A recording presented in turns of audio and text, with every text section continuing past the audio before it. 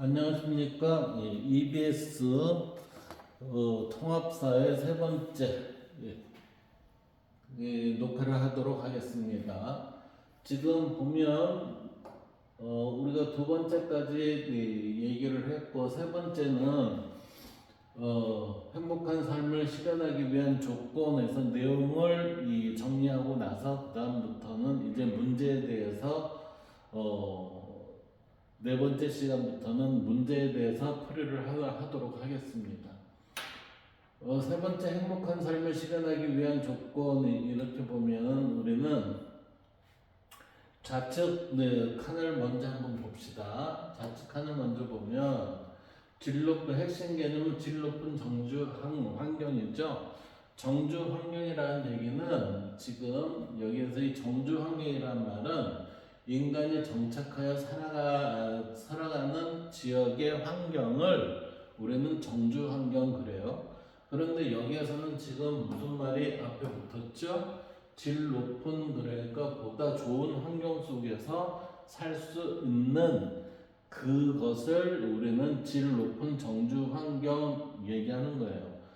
그리고 나서 이러한 질 높은 정주 환경을 가질 수 있는 조건이 무엇인가? 그 다음에 우리가 이러한 환경 속에서 편안한 삶을 살기 위해서는 뭐가 돼야 돼요? 경제적 안정이 있어야 되죠. 경제적 안정이라는 건 소득이 있어야 된다는 거고, 이거는 경제 활동이 가능해야 된다 이 얘기죠. 그래서 이 부분이 핵심 개념이 되겠습니다. 그리고 여기 보면 이 국제연합에서 인간 정주 계획에서 이렇게 나온 내용이 있습니다. 이 내용이 보면은 지금 이렇게 돼 있어요. 도시와 농촌이 연속체에 걸친 이 지역사회의 공간적 불평등과 빈곤의 감소 그랬어요. 그러니까 결국은 이거는 이 앞에 부분은 뭐냐면 도시와 농촌 간에 연계가 된 공간의 불평등과 빈곤의 감소, 그러니까 연계가 된 그러한 우리의 경제 활동이 이루어진다면 도시는 편익을 얻고 농촌은 뭐죠? 경제적 이익을 얻을 수 있어서 우리는 불평등과 빈곤이 감소가 될 수 있다라고 하는 게 첫 번째 조건이네요. 국제연합의 인간 정주 계획의 첫 번째 조건이 지금 그거고, 두 번째는 도시화 지역의 공동 번영이에요. 도시화 지역의 공동 번영.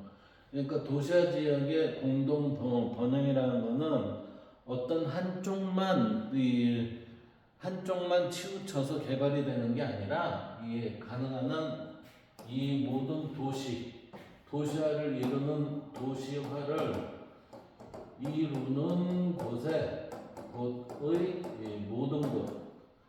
모든 곳이 공통적으로 이게 발전이 되는 발전 계획을 좀 세워야 된다라는 얘기가 되겠네요. 그 다음 세 번째는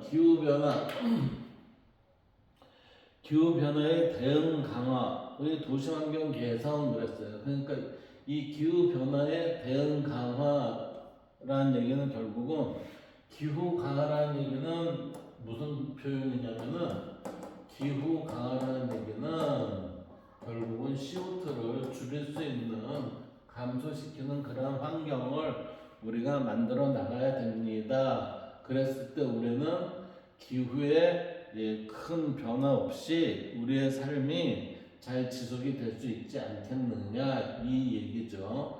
그리고 도시환경 개선이라는 거는 우리가 깨끗한 장소 그리고 보건시설이 괜찮은 거, 그런 형태의 환경을 만들어 나가는 게 좋지 않겠느냐 이거죠. 그다음 네 번째는 효과적인 도시 위기 예방 및 대응입니다. 이거는 결국은 안전이죠, 이제. 안전. 안전한 지역을 만들어야 되겠습니다. 그래서 지금 이 네 가지 하나, 둘, 셋, 네 가지에 대한 이야기는 그래서 이렇게 정리가 됩니다.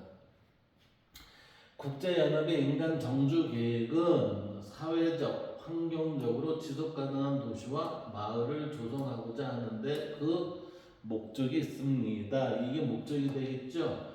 사회적, 환경적으로 지속 가능한 도시와 마을을 조성하고자 합니다. 그러기 위해서는 2020년도에서 23년도 전략 계획에 따르면 첫째, 공간적 불평등과 빈곤의 감소가 돼야 되겠습니다. 이 얘기. 공간적 불평등이라는 것은 어디에 한쪽에 치우쳐서 개발이 되는 게 아니라 모두 전반적인 형태에 있어서의 개발이 돼야 되지 않겠느냐 이거죠. 그러면은 우리의 경제 활동이 모두 공통적으로 공동의 상황에서 이루어지기 때문에 빈곤도 감소가 될 수 있을 것입니다. 이걸 지금 우리나라에서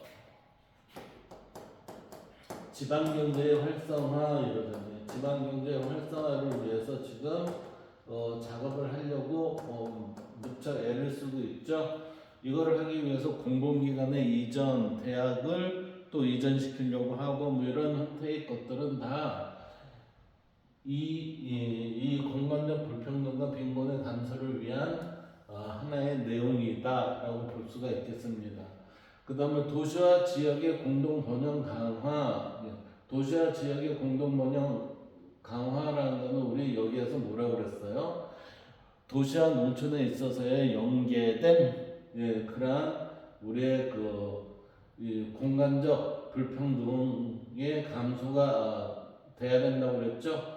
따라서 이는 도시와 지역의 공동 번영 강화라는 얘기는 함께 더불어 공존의 삶을 살 수 있는 그러한 도농의 관계를 맺어야 된다라고 얘기하고 있습니다. 그 다음 세 번째는 기후변화 대응 강화와 도시환경 개선. 그러니까 기후변화 대응이라는 것은 우리가 환경을 망치지 않기 위한 그러한 활동을 해야 됩니다. 그것이 뭐죠? 환경에 대한 변화에 대응한다는 것은 우리가 CO2를 감소시킬 수 있는 것 이러한 것들을 해야 된다는 얘기죠. 그러기 위해서는 우리는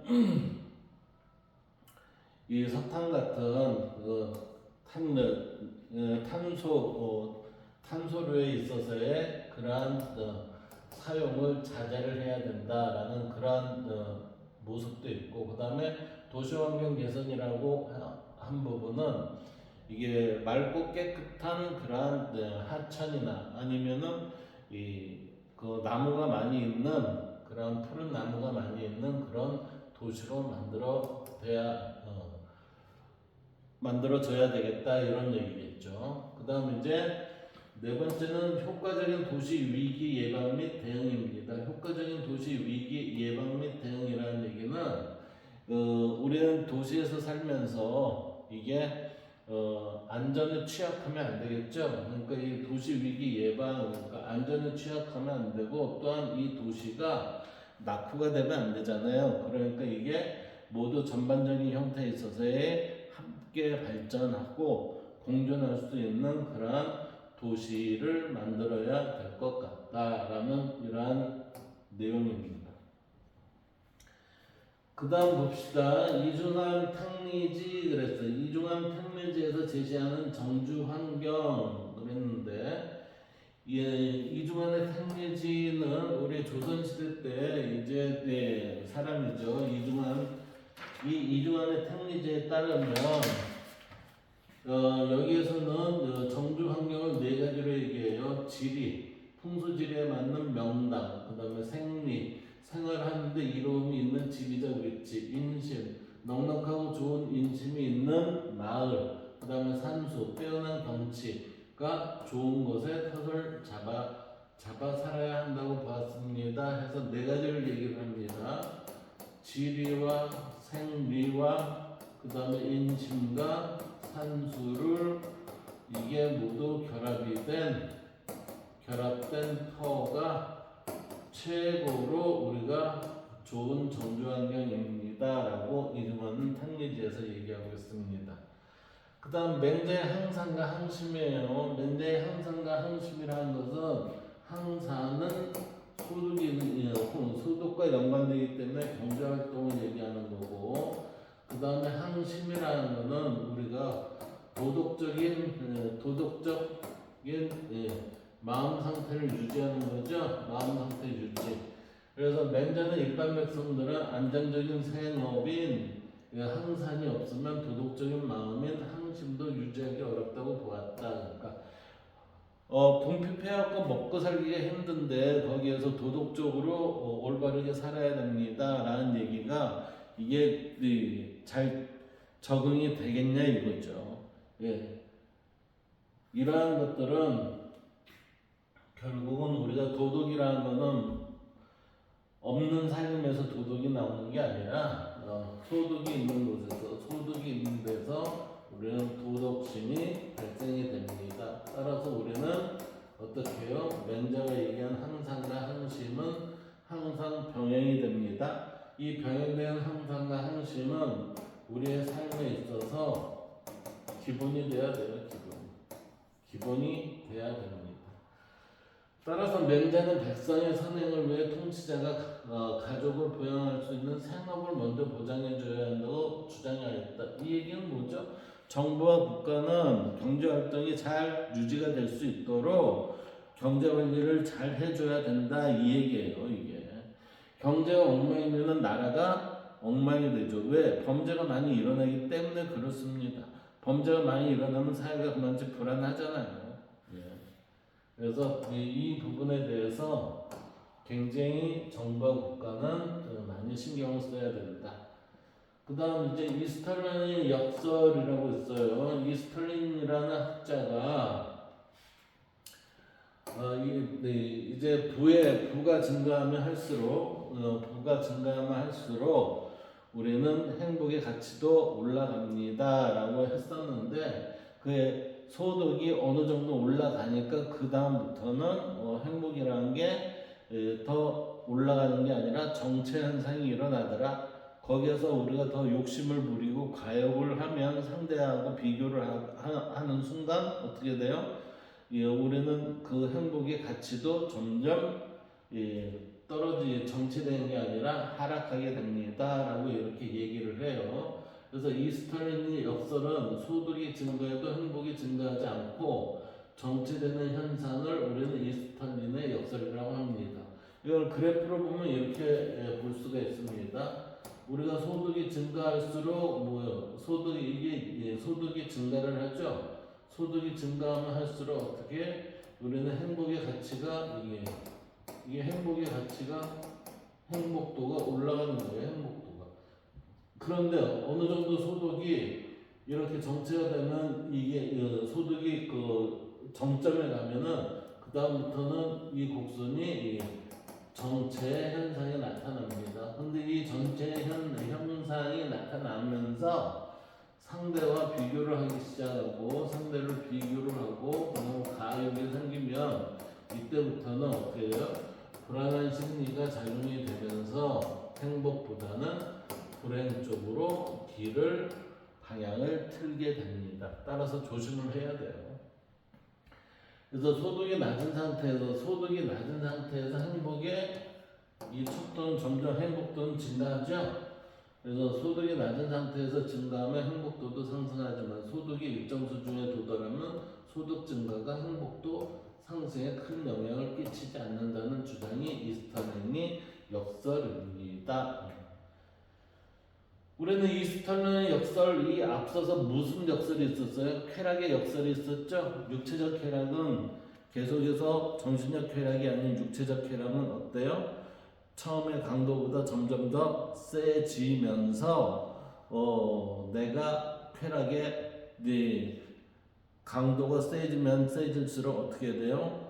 사람이 타락하게 됩니다 라고 하는 게 쾌락의 역설이었죠. 그건 육체적 쾌락을 얘기한 겁니다. 자, 이제는 여기에 내용을 한번 보도록 합시다.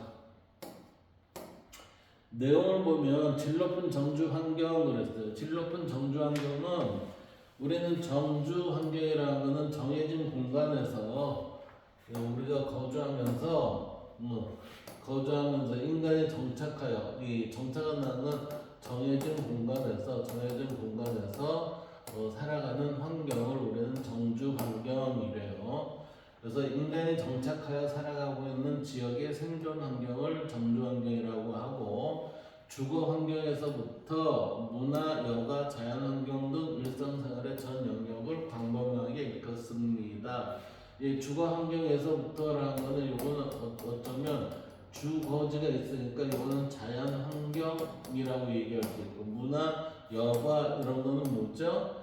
이거는 인문 환경 이렇게 얘기할 수가 있겠죠. 따라서 우리는 자연 환경과 인문 환경이 잘 조화된 곳이 어때요?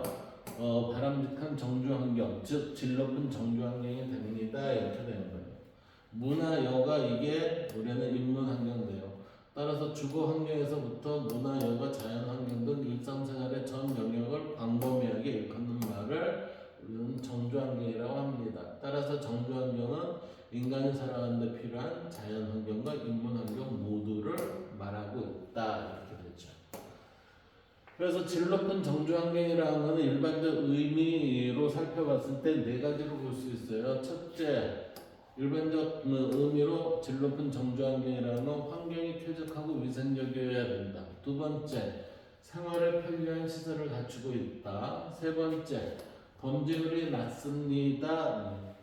그리고 네 번째, 정치적으로 안정되어 있어서 안전한 곳을 우리는 질 높은 정주 환경의 곳이라고, 장소라고 얘기하고 있습니다. 질 높은 정주 환경이 왜 필요하냐? 이거는 물리적 환경 이상의 의미를 지닙니다. 물리적 환경이라는 건 뭐죠? 비교 대상이 된다는 거죠. 그래서 물리적 환경 이상의 의미를 지닙니다. 이것은 낙후된 환경에서는 인간다운 삶을 살기 어렵습니다. 그리고 행복한 삶을 위해서는 우리가 행복한 삶은 무슨 삶이에요? 인간다운 삶이죠. 인간다운 삶을 누릴 수 있는 질 높은 정주 환경이 필요하다 이렇게 되는 거예요. 그래서 질 높은 정주 환경의 필요성은 물리적 환경 이상의 의미를 집니다. 그리고 행복한 삶을 위해 인간다운 삶을 누릴 수 있는 환경이 필요하다. 자, 이 환경을 위한 질 높은 정주 환경을 위한 구체적인 노력을 볼까요?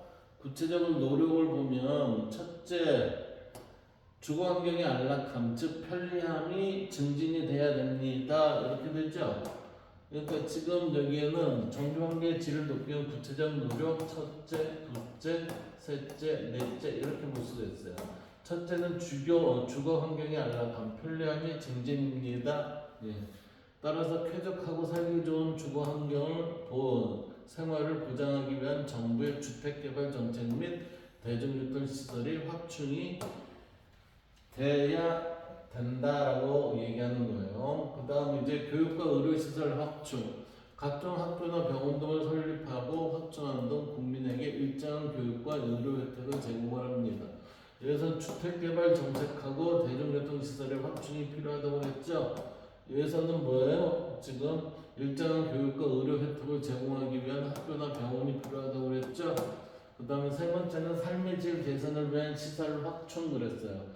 삶의 질을 개선을 하기 위해서는 뭐예요? 살아가는데 어떠한 더 좋은 환경에서 우리가 살 수 있을까? 그거는 결국 문화잖아요. 문화, 여가, 예술, 체육, 복지, 치안 이런 것들이 잘 구비되어 있는 시설.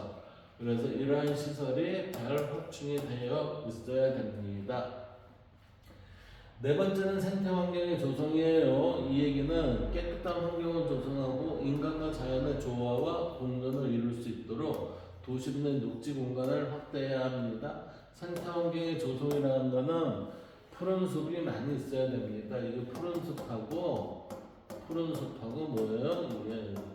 이게 물이 같이 어울려 있는 그러한 생태 환경이 조성이 필요하다. 자, 우리 경제적 안정으로 넘어가 볼까요? 경제적 안정으로 넘어가면 이 경제적 안정이라는 건 결국은 소득이 있어야 됩니다. 이 얘기예요. 이게. 경제적 안정은 소득이 있어야 됩니다. 이 소득이라는 것은 경제 활동을 얘기하는 거죠. 경제 활동을 얘기하는 것인데 우리는 여기서 맨자에 항상이 경제 활동 소득의 의미라고 했습니다. 그럼 여기에서 이제 경제적 안정의 의미와 필요성을 살펴보면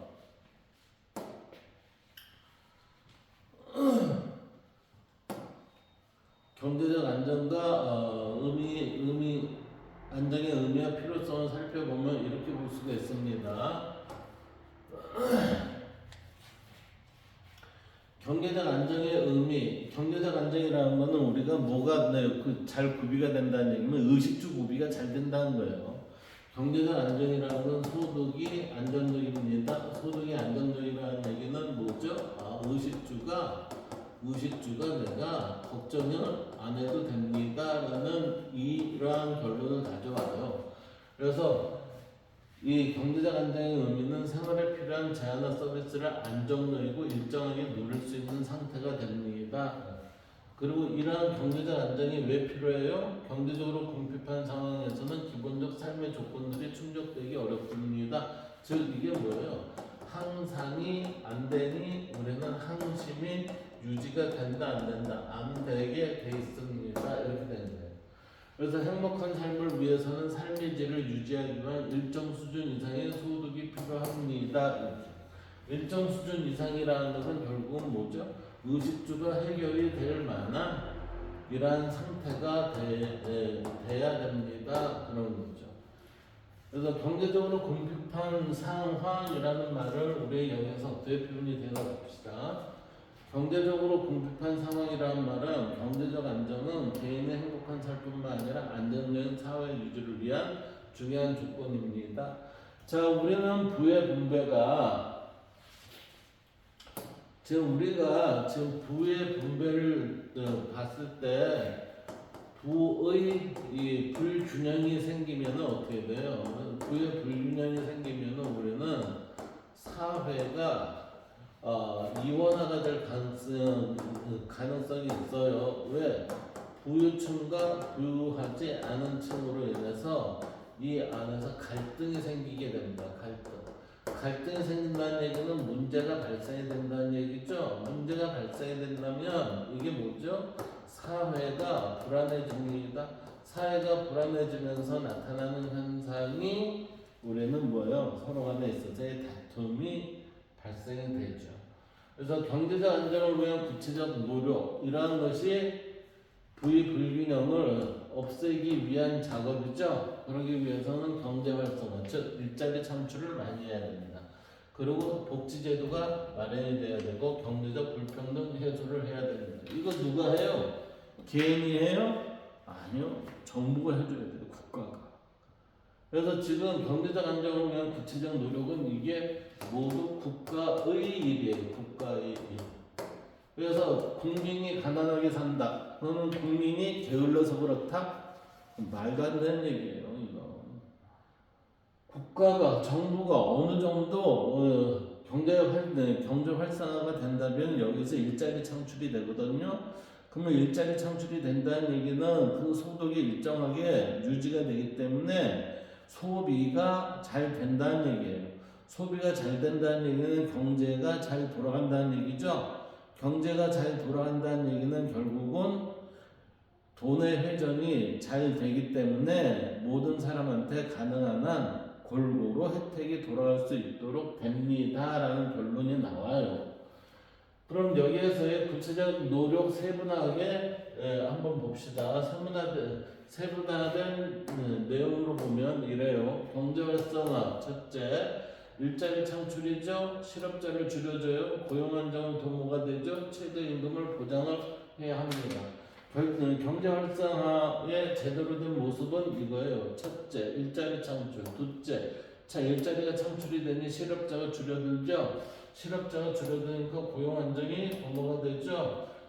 단 이때 뭐가 중요하다? 최저임금을 보장해주는 고용 안정이 돼야 됩니다. 라고 돼야 되죠. 두 번째는 복지제도 마련이에요. 이거는 질병, 실직 등 갑작스러운 상황에 대비할 수 있는 복지제도를 마련해야 된다 이 얘기예요. 이것도 결국은 어디서 해요? 정부에서 해야 돼요. 정부. 우리가 실업이 됐어요. 실업이라는 거는 직업에서 이탈이 됐다는 얘기죠. 그러면은 일정 부분이라는 일정 기간은 뭐예요? 실업급여라는 게 줍니다. 이게. 그게 일종의 이게 복지제도죠. 그 다음에 질 높은 교육과 건강관리를 위한 제도적 노력이 필요합니다. 이 얘기는 뭐예요? 우리가 실업을 하게 되면, 직장을 잃게 되면 그 직장을 잃은 사람들한테 취업에 대한 질 높은 교육과 그 다음에 건강관리를 위한 제도적 노력. 이건 뭐죠? 우리가 일정한 기간이 되면은 거기에서 국가에서 우리 같은 경우는 건강보험공단이죠. 건강보험공단에서 뭐를 해요? 우리는 건강검진을 유도를 합니다. 건강검진 유도. 건강검진을 유도를 했는데 하지 않아요. 그러면 건강검진을 안 한 상태에서 나온 질병에 대한 보상은 100% 해주지 않는다고 제가 들었어요. 그렇기 때문에 건강검진이 걸려있는 기간에서는 반드시 특별한 사유가 없으면 검진을 하셔야 됩니다. 그 다음 경제적 불평등 해소 세 번째, 이 얘기는 소외계층이 절대 빈곤이나 질병으로 고통받지 않고, 즉 소외계층이 절대 빈곤이나 질병으로 고통받지 않고, 소외계층이라는 건 이게 뭐죠? 경제활동이 안 되는 분들 또는 이제 소득이 적거나 아니면 소득이 없거나 이러한 분들이 살아갈 수 있도록 우리는 정부에서 정책을 마련해야 됩니다. 그래야 소득 격차로 인해 상대적 박탈감에 시달리지 않도록 지나친 경제적 불평등은 해소가 됐을 때 우리는 사회적 갈등 있죠? 사회적 갈등을 최소화할 수 있습니다. 라고 이렇게 표현할 수 있습니다. 그 다음 봅시다. 자료탐구를 보면 이 자료탐구 내에서 이게 제가 이제 카피 복사를 하다 보니까 이 부분이 좀 잘려서 그래요. 이 부분은 제가 앞에서 정리를 해주면서 할게요. 지금 여기에서 보면 이게 집의 담은 뭐였어요? 집이 담은 대규모 일반 공간으로부터 특별하고, 우리의 집의 담이라는 건 일종의 경계죠. 특별하고 사적인 공간을 떼어냄으로써 내부 공간과 이게 의로서 내부 공간과 외부 공간을 구분합니다. 내부 공간과 외부 공간을 구분하는 것은 담 안과 담 밖이겠죠. 담 밖. 이렇게 되는 거예요. 담 안과 담 밖. 그래서 짐멜이라는 사람이 누구냐면 독일의 철학자이자 사회학자예요. 이 사람은 독일의 철학자이자 사회학자인데, 이 사람이 이제 집에 대한 건축에 대한 표현을 좀 많이 했어요. 그래서 이 사람이 경계를 정하는 동시에 그것을 넘어서는 능력으로 규정된 인간은, 경계를 정하는 동시에 그 경계를 넘어서는 능력으로 규정된 인간은 가장 눈에 띄기 쉬운 뭐예요? 담으로 경계를 결정을 합니다. 이렇게 됩니다. 경계를 정합니다. 따라서 이 담이라는 것은 내부 공간과 외부 공간이라는 두 영역은 체험 공간의 전체 구조의 기본을 이루고 있습니다. 이 얘기는 뭐예요? 우리는 다 집 안과 집 밖에서 뭐를 해요? 모두 체험을 할 수가 있다는 얘기를 지금 이렇게 표현한 거예요. 나가 인간 삶의 기본이 됩니다. 그러니까 인간 삶의 기본은 어디에서 이루어져요? 집 안과 집 밖에서 이루어집니다. 집 밖에서 이루어지는 건 우리는 사회생활이라고 하고, 이것을 집안에서는 뭐예요? 가정생활 이렇게 되겠죠. 그래서 가정과 사회에서의 역할이 다 부여가 됩니다. 그래서 두 공간은 성격이 전혀 다르다. 그래서 외부 공간은 인간이 세계에 나가서 활동하는 공간이죠. 그래서 저항을 극복하고 적을 막아내야 하는 곳으로서 보호받지 못하는 공간입니다. 그러니까 외부 공간은 우리가 나를 보호하기 위해서는 좀 취약하다는 거죠. 근데 집안은 취약한 게 아니라 그만치 내가 보호를 받을 수 있는 영역입니다. 이렇게 되는 거예요. 그래서 우리는 집 밖의 공간, 즉 외부 공간은 위험과 희생의 공간입니다. 이렇게 되는 거죠. 그래서 만일 세계에 이게 여기 만일이에요. 만일 세계에 외부 공간만 존재한다면 만일 세계에 외부 공간만 존재한다면 이게 어떤 시대였어요? 이게 과거 석기시대 같은 데겠죠? 석기시대. 이때는 집이라는 개념이 별로 없었을 거 아니에요. 있다면 동굴 속에서 살고 뭐 그랬겠죠.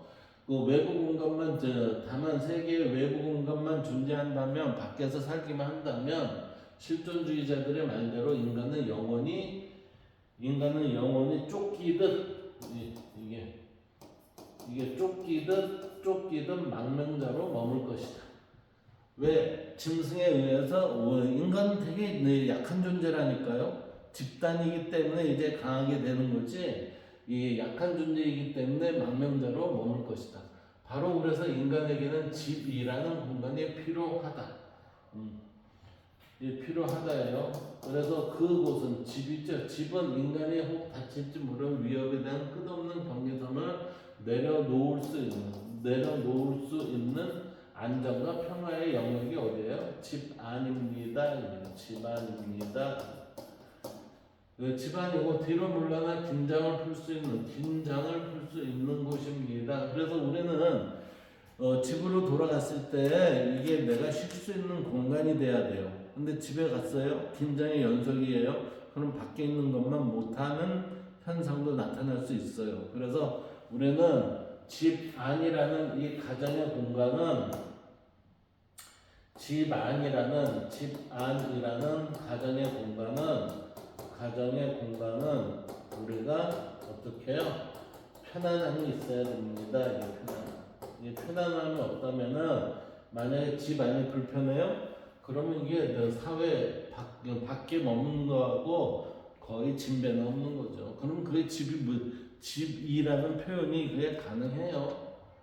좀 문제가 있죠.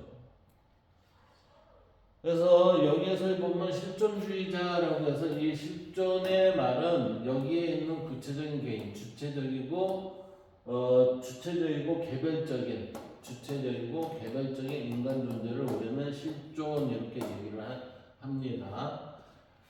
볼로브라는 사람, 이 사람은 독일의 철학자, 이 사람 독일의 철학자이자 교육학자거든요. 이 진메일이라는 사람이 1858년에서부터 1918년까지 생존했는데 볼로브는 이 사람은 1903년에서부터 1991년까지 생존했었어요. 그러니까 진메일이라는 사람의 사상이 볼로브보다 먼저 있던 사상을 볼로브가 이제 인용을 한 거겠죠. 자, 여기서 봅시다. 볼로브는 지금 여기가 이렇게 돼 있어요. 볼로브는 외부 공간에 긴장을 풀 수 있는 주거 공간에서 외부 공간에 긴장을 풀 수 있는 주거 공간이라는 거는 이게 집 안이라는 거죠. 집 안에서 인간은 자유롭고 편안하게 움직일 수 있고 평화를 얻을 수 있다고 보았다. 그러니까 주거 공간은 뭐예요? 집 안인데 집 안에서는 평정심을 유지할 수 있는 그런 공간이 좀 돼야 된다라고 지금 볼로브의 입장에서는 이렇게 얘기하고 있어요. 그래서 지금 여기에서 우리 볼로브의 주거 공간에 대한 입장을 봤을 때 볼로브는 주거 공간을 어떻게 해요? 우리는 집 안과 집 밖으로 나눌 수 있다. 이때 집 밖은 결국은 우리의 뭐라고 했냐면 집 밖이라는 위험과 희생의 공간입니다. 위험과 희생의 공간입니다. 그러니까 언제 나한테 위험이 닥칠 수 있을지 모릅니다. 그랬어요. 근데 집 안은 뭐예요? 집 안은 우리가 긴장을 풀 수 있는 공간입니다. 그러니까 여기에서는 안정과 평화의 영역입니다. 이렇게 되는 거예요. 우리가 집에 들어갔을 때 불편하면은 그건 집으로서의 가치가 떨어져 있다는 거예요. 그건 조심해야 돼요.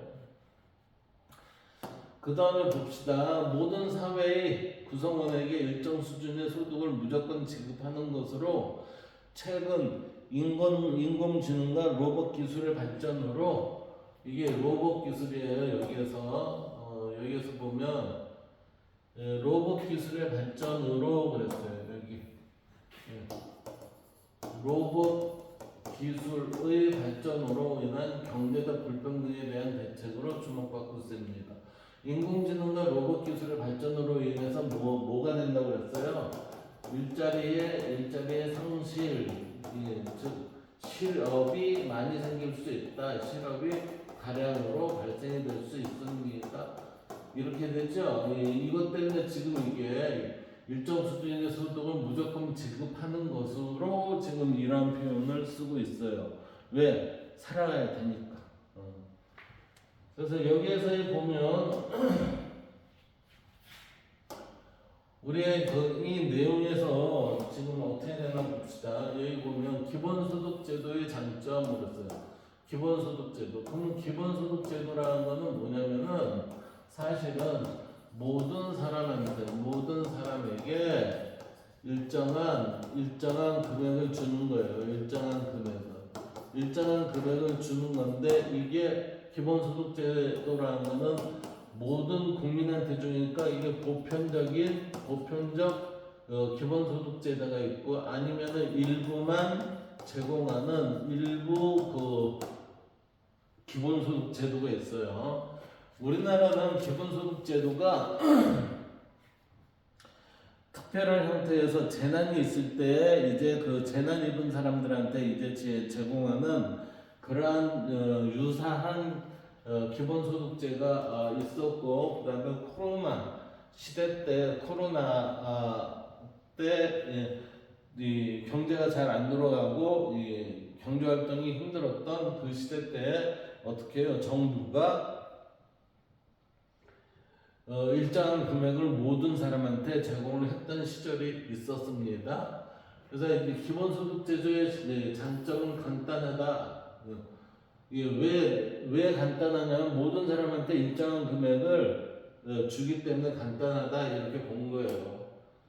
자, 그런데 현재의 사회복지제도는 조사를 통해 대상자를 선정하고 부정수급을 관리까지 하기 때문에 복잡하고 행정비용을 많이 발생시킨다는 거죠. 그래 행정비용을 많이 발생하기 때문에 비효율적입니다. 그러나 기본소득제도는 이러한 행정비용이 없이 모든 사람한테 적용이 되는 거죠. 그렇기 때문에 행정비용과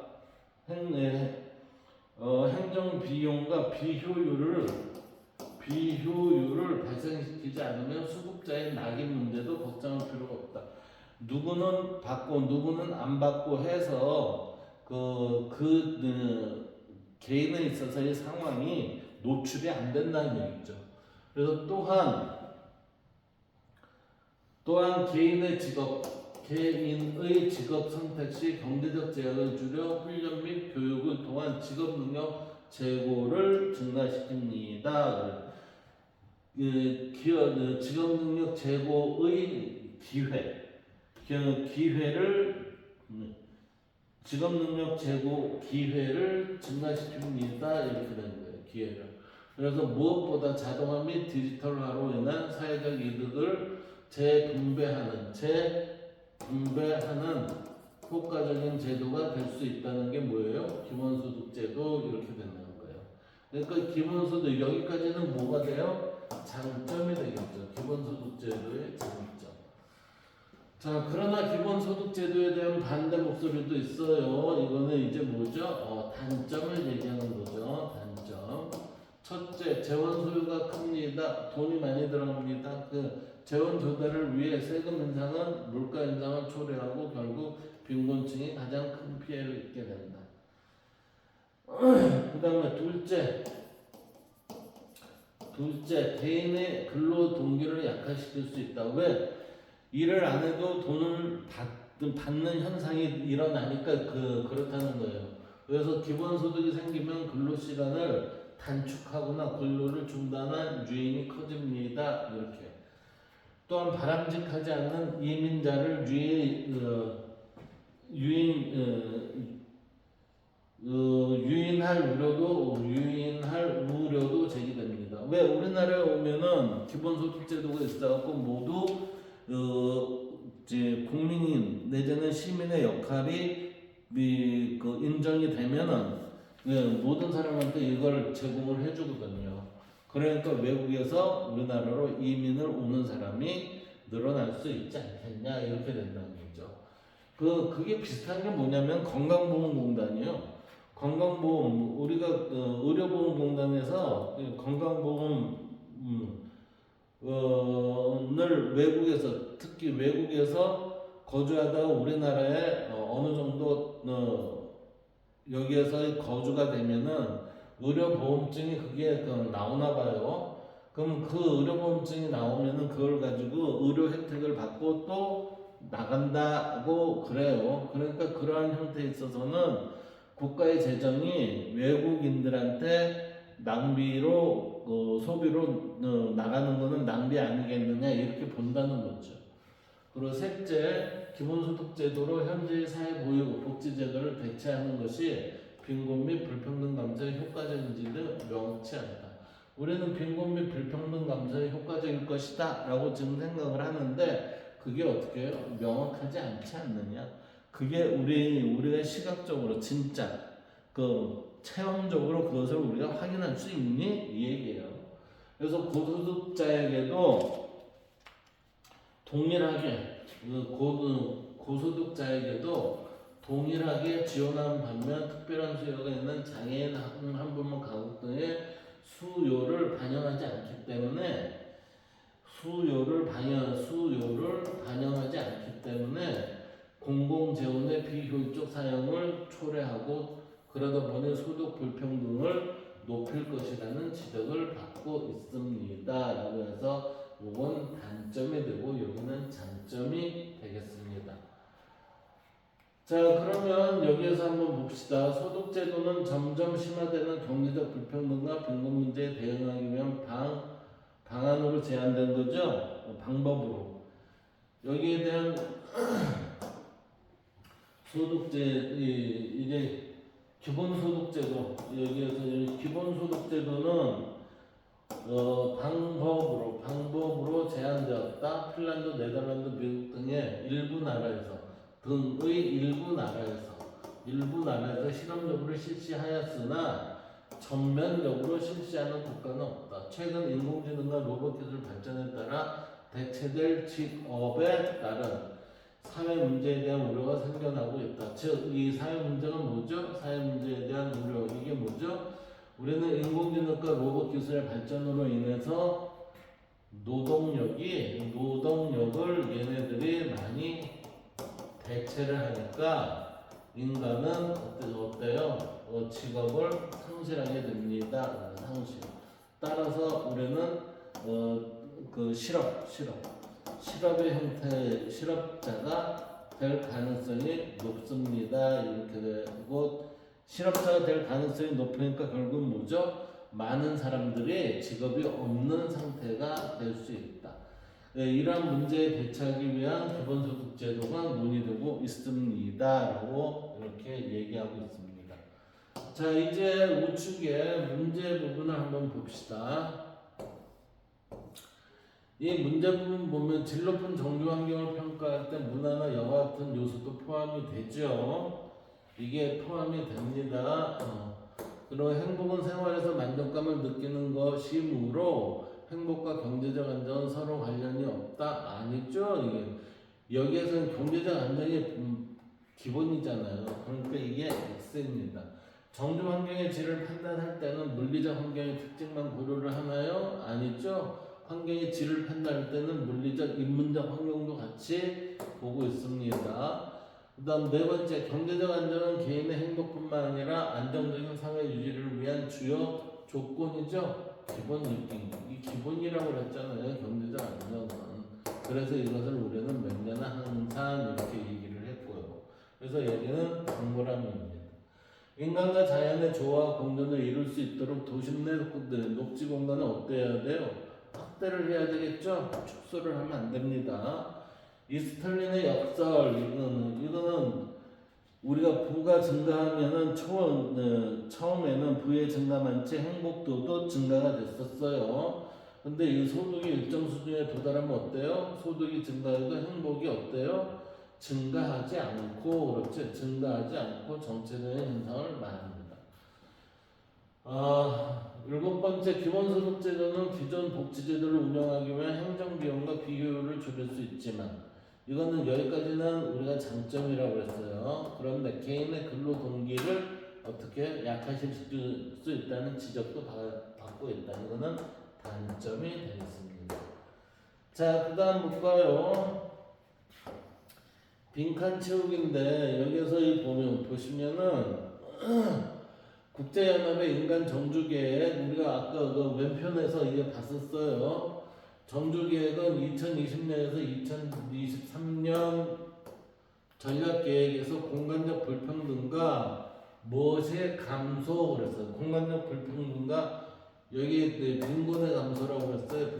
빈곤의 감소, 도시와 지역의 공동번영 강화, 기후변화 대응 강화와 도시환경 개선들 변화 영역으로 제시했습니다. 그래서 공간적 불평등과 빈곤의 감소, 도시와 지역의 공동번영 강화, 기후변화 대응 강화, 도시환경 개선을 변화 영역으로 제시했다. 이렇게. 근로자들의 고용 안정 도모하고 생계 유지를 위해서는 무엇을 보장을 해야 돼요? 우리는 이것은 최저임금을 보장을 해야 된다고 했어요. 최저임금. 우리는 경제활동을 할 때 많은 사람들이 소득 창출을 하는 건 좋지만 그 최저임금에 미치지 못한다면 그거는 문제가 있죠. 따라서 정부에서는 근로자들한테 최저임금을 보장할 수 있는 그러한 법안을 마련을 하고 하잖아요. 그리고 매년은 백성들은 안정적인 생업, 그러니까 이거 항산이겠죠. 항산이 없으면 도덕적인 마음인 항심도 우리는 유지하기 어렵다고 봤다 그랬어요. 자, 우리 여기서 봅시다. 자연환경과 인문환경이라고 했어요. 자연환경은 대기와 토양이죠. 따라서 뒤형 미을이 되겠고, 인문환경은 문화, 치안, 보건 및 위생 서비스에서 미음, 디귿, 미음이 될 것 같습니다. 자, 이 중간에 택리지에 보면 살기 좋은 곳의 조건이 몇이 있었어요? 네 가지가 있었습니다. 지리, 생리, 인심하고 산수죠. 그래서 인구는 제외한 기역, 니은, 디귿, 미을이 미음이 되겠습니다. 미음 이렇게. 자, 여기까지 세 번째 시간은 EBS의 내용에 대한 세 번째 시간은 여기에서 마치도록 하겠습니다. 다음번에는 우리가 문제들을 다뤄보는 시간을 갖도록 하겠습니다. 감사합니다.